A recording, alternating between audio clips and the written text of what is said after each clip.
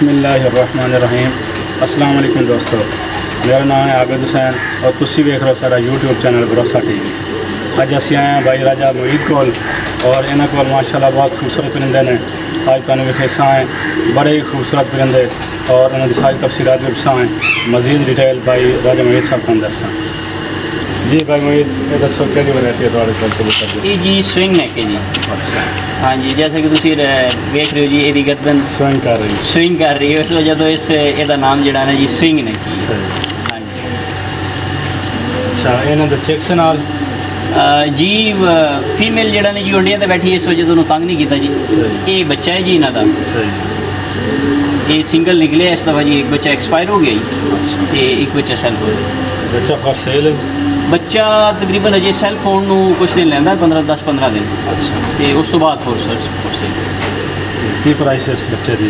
ये बच्चा सिंगल जी मिल जासी तुहानू 3000 फिर यदा तकरीबन 6 तो 7000 का बच्चों का सेल होता जी। सही।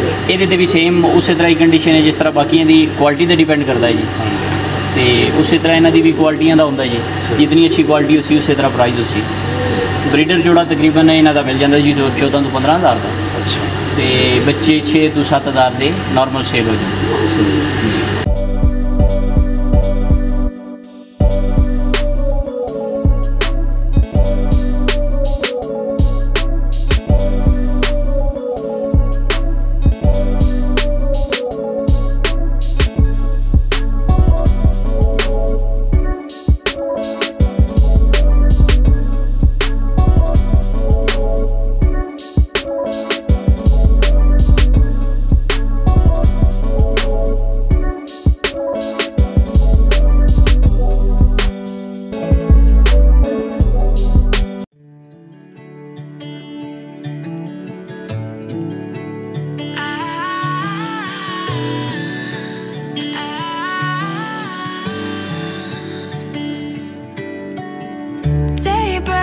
And I'm burned by